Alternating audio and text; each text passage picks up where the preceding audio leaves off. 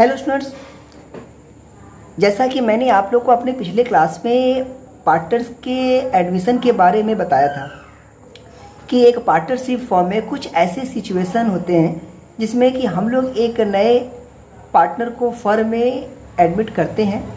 तो जब एक नया पार्टनर फर्म में एडमिट होता है या जब वो एक नया पार्टनर जब फर्म में उसकी एडमिशन होती है तो उसमें कौन कौन से अकाउंटिंग सिचुएशन क्रिएट होते हैं, उसमें कौन कौन से अकाउंटिंग एडजस्टमेंट करने पड़ते हैं, उसके बारे में हमने आपको बताया था।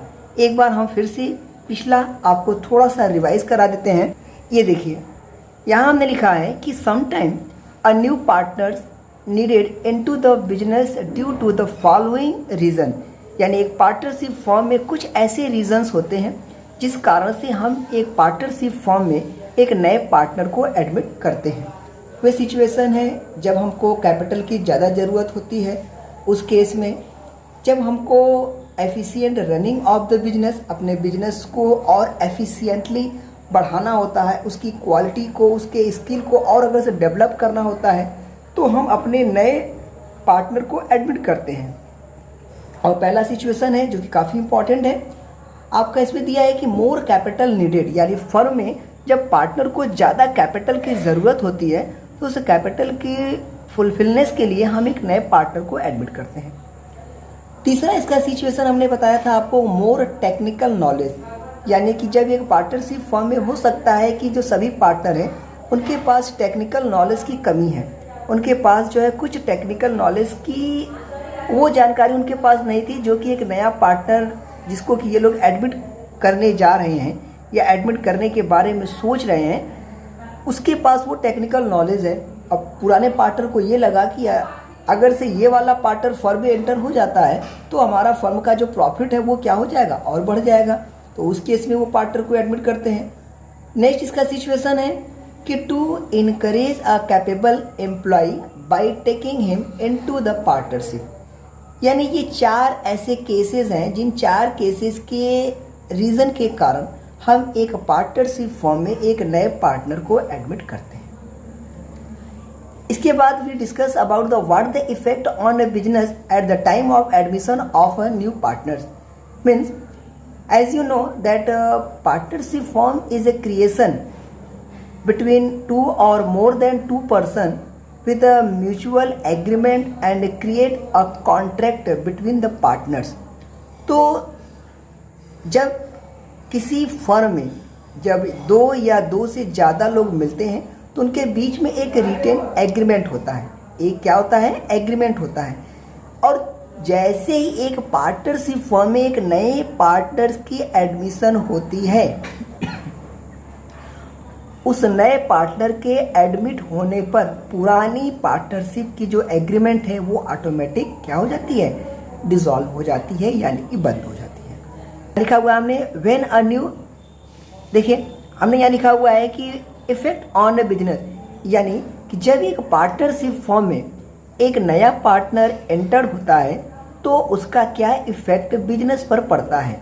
तो when a new partners admit in the form old agreement comes to end and a new ones come into existence, यानी जैसे ही एक पार्टनरशिप फॉर्म में एक नया पार्टनर एडमिट होता है उसके एडमिशन के समय जो पुरानी एग्रीमेंट होती है वह ऑटोमेटिकली क्या हो जाती है, एंड हो जाती है, समाप्त हो जाती है, और उसकी जगह पर एक नया एग्रीमेंट बनता है जिसमें कि अब सभी पार्टनर्स अपने प्रॉफिट लॉस को जो भी उनके बीच में अब उस नए पार्टनर के आने पर जो भी इफ़ेक्ट होंगे उसके इफ़ेक्ट को अब वे लोग इस नए एग्रीमेंट के थ्रू कैलकुलेट करेंगे। ये तो हमने आप लोग को अपने पिछले क्लास में बता दिया था।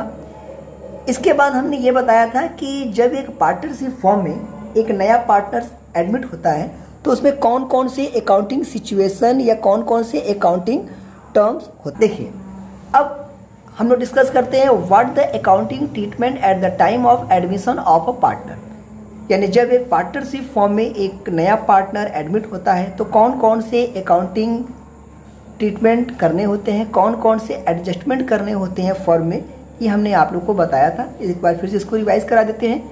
यहाँ पर जैसा कि आप देख सकते हैं कि पहला है calculation of new profit sharing ratio. इसमें भी आपके कई अलग अलग पार्ट हैं। We discuss about briefly in the separately of each adjustment. Next है ट्रीटमेंट ऑफ गुडविल। गुडविल का क्या ट्रीटमेंट किया जाता है, यहाँ पर देख सकते हैं गुडविल का ट्रीटमेंट क्या है। गुडविल का ट्रीटमेंट मीन्स क्या होगा कि पार्टनर्स गुडविल का अमाउंट ले आ रहा है कि नहीं ले आ रहा है। अगर पार्टनर गुडविल का अमाउंट ले आ रहा है तो क्या the whole amount of goodwill is retain in the form और withdraw by the old partners और पार्टली विड्रॉल और रिटेन इन द फॉर्म। जैसा भी सिचुएशन हो उस सिचुएशन के अकॉर्डिंग हम लोग इसको ट्रीट करेंगे। नेक्स्ट इसका ट्रीटमेंट है कि accounting treatment of joint life policy, यानी जॉइंट लाइफ पॉलिसी का क्या ट्रीटमेंट है। यानी हमने बताया था कि सभी पार्टनर मिलकर के आपस में एक पूरे फर्म की एक जॉइंट लाइफ पॉलिसी क्रिएट करते हैं और इस लाइफ पॉलिसी का जिस तरीके से बाकी एक्सपेंसेस को पे ऑफ करते हैं उसी तरीके से जॉइंट लाइफ पॉलिसी को भी एक रेवेन्यू एक्सपेंडिचर की तरह ट्रीट करते हैं। अब यहाँ पर ये सिचुएशन हो सकती है कि इस जॉइंट लाइफ पॉलिसी को हम कैपिटल एक्सपेंडिचर माने या रेवेन्यू एक्सपेंडिचर माने, it is depend upon the situation और agreement held between the partners. Okay, next हमारा अकाउंटिंग प्रॉब्लम हो सकता है revaluation of assets and liabilities. जब एक नया पार्टनर फर्म में एडमिट होता है तो eight the time of admission of his partner old partners in the presence of new incoming partners they revalued all assets and liabilities of the firm. For this purpose, the old partners prepared an additional account. This account is known as a revaluation account. Okay. Second है last इसका accounting treatment of reserve and accumulated profits. ठीक, इसमें accounting treatment करते हैं किसका, reserve and accumulated profits का, और last में करते हैं adjustment of capital at the time of admission of new partner. इन सब सारे टॉपिक पर हम लोग डिस्कस कर चुके थे। अब हम लोग लेते हैं पहला जो केस है हमारा, calculation of new profit sharing ratio. देखिए, जब एक पार्टनरशिप फॉर्म में एक नए पार्टनर का एडमिशन होता है तो उसके एडमिशन के समय change in profit sharing ratio के 2 या 2 से ज़्यादा केसेस हो सकते हैं, 3 केस भी हो सकते हैं, लेकिन मेनली हमने यहाँ पर 3 केस के बारे में लिखा है और बाकी केस जैसे जैसे आते जाएंगे वैसे वैसे हम इसका कैलकुलेशन करते जाएंगे। यहाँ हमने लिखा हुआ है कि when share of a new partner profit is given, यानी जब एक पार्टनरशिप फॉर्म में एक पार्टनर को एडमिट किया गया उसके एडमिशन के समय उसका शेयर दिया गया हो कि आपको कितने शेयर के लिए प्रॉफिट में एडमिट किया जा रहा है, यानी जो भी हम लोग प्रॉफिट अर्न करेंगे उस प्रॉफिट का कितना पोर्शन, कितना शेयर आपको दिया जाएगा। In this situation there was no effect on the share of profit of old partners, यानी इसमें पहले ये कहा जाएगा कि पुराने पार्टनर्स पहले पूरे प्रॉफिट का कुछ हिस्सा लेते थे जो भी उनके बीच में डिसाइड था। अब जैसे ही वो नए पार्टनर को एडमिट करते हैं तो नए पार्टनर को प्रॉफिट में हिस्सा देने के बाद जो भी अमाउंट बचेगा उस अमाउंट में से वे लोग अपने पुराने प्रॉफिट शेयरिंग रेशियो के हिसाब से ही प्रॉफिट और लॉस का डिस्ट्रीब्यूशन करेंगे। तो ये सिचुएशन होती है, पहली आपकी सिचुएशन होती है कि when old partners profit sharing ratio is given and share of new partners of profit is given in this question. दूसरा केस है आपका इसमें कि old partner sacrifice his share of profit in favour of new incoming partner, यानी कि जो आपका नया पार्टनर है उसके आने पर पुराने पार्टनर अपने हिस्से में से उसके फेवर में सेक्रीफाइस करते हैं। ठीक, यानी मान लेते हैं कि ए और बी 2 पार्टनर थे, सी के आने पर उन्होंने कहा कि भाई आप मेरे हिस्से में से 1/4 ले लीजिएगा, तो वो सिचुएशन होगी, ऑफ का केस होगा। अगर ये कहते हैं कि यार ऐसा है कि हम अपने हिस्से में से फ्रॉम आपको 1/3 देंगे तो फ्रॉम का होगा, इसलिए हमने यहाँ पर इसके 2 सिचुएशन लिख दिए हैं। एक होता है ऑफ का केस और एक होता है फ्रॉम का केस। इसके बारे में हम सेपरेटली अलग से डिस्कस करेंगे। तीसरा एक केस होता है कि when new partner purchase his share of profit from old partners, यानी वो उससे परचेज करता है या जो भी करता है, इसके बारे में यहाँ पर आपका एक चीज़ है यहाँ पर दिया होगा। ठीक है। अच्छा, दूसरी केस होती है इसमें कि जब वो नया पार्टनर आ रहा है तो वो अपना हिस्सा परचेज करता है, खरीदता है। इसके लिए अलग अलग सिचुएशन होगी। हम लोग पहला यहाँ पर केस के बारे में डिस्कस करते हैं कि एक क्या सिचुएशन होती है। Under this situation old profit sharing ratio is equal to S. देखिए यहाँ हमने पहला केस लिखा हुआ है एक एग्जांपल के रूप में कि मान लेते हैं कि ए और बी दो पार्टनर थे, उनका प्रॉफिट शेयरिंग रेशियो 2:1 था। उन्होंने सी को एक नए पार्टनर के रूप में एडमिट किया और कहा कि भैया आपको पूरे प्रॉफिट में हम 1/3 देंगे। यानी देख लीजिए, यानी 1/3 सी को मिलेगा, वो पूरे प्रॉफिट में से लेगा। यहाँ पर आपका ए को मिलेगा 2:2 पूरे प्रॉफिट में से, बी को मिलेगा 1, और इन दोनों का जो रेशियो होगा वो होगा आपका 2:1। और इन्होंने कहा कि सी को हम लोग एडमिट करेंगे, जबकि सी को जो है नए पार्टनर के रूप में उसको 1/3 मिलेगा। अब यहाँ पर हमको कैलकुलेट करना है NPR hence new profit sharing ratio. इसके हमने कुछ स्टेप यहाँ पर बताने का प्रयास किया है आप लोग को। देखिए इस सिचुएशन में जब पुराने पार्टनर का प्रॉफिट शेयरिंग रेशियो दिया हुआ हो, यहाँ देखिए 2:1 दिया हुआ है, और नए पार्टनर का प्रॉफिट में हिस्सा दिया गया हो, उस केस में कुछ स्टेप अप्लाई करने होते हैं। जो स्टेप हैं, पहला है उस केस में हम लोग पूरे फर्म के प्रॉफिट को 1 मान लेते हैं कि पूरे फर्म का प्रॉफिट जो है 1 है।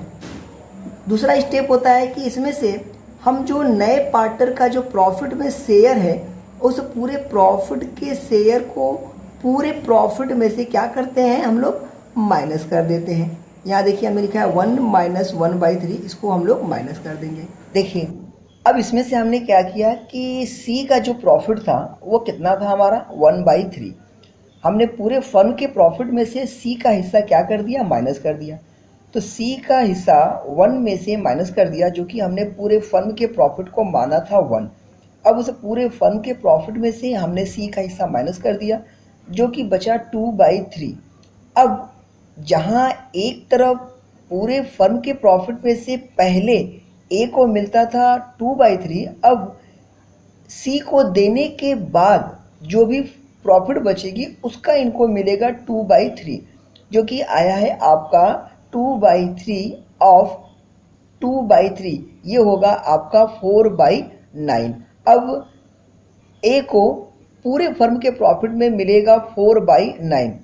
इसी तरीके से बी का हिस्सा निकालेंगे। बी को पहले मिलता था 1/3 होल प्रॉफिट का, बट अब सी को देने के बाद बी को पूरे फर्म के प्रॉफिट का 2/3 हिस्सा मिलेगा, जो कि इसको कैलकुलेशन करने के बाद बी का हिस्सा आया हमारा 2/। अब हम क्या करेंगे, सी का हिस्सा तो हमें मालूम ही था कि सी को हमने 1/3 के लिए पार्टनर बनाया था। अब हम जब नया प्रॉफिट शेयरिंग रेशियो निकालेंगे तो वो हमारा होगा 4/9 ए का, 2/9 बी का, और सी का तो हमें पता ही है कि 1/3 था। तो अब हम इसको एक एलसीएम लेकर के इसको डिनोमिनेटर को अगर से बराबर करेंगे तो जो न्यू प्रॉफिट शेयरिंग रेशियो होगा वो हो जाएगा 4:2:3। ठीक।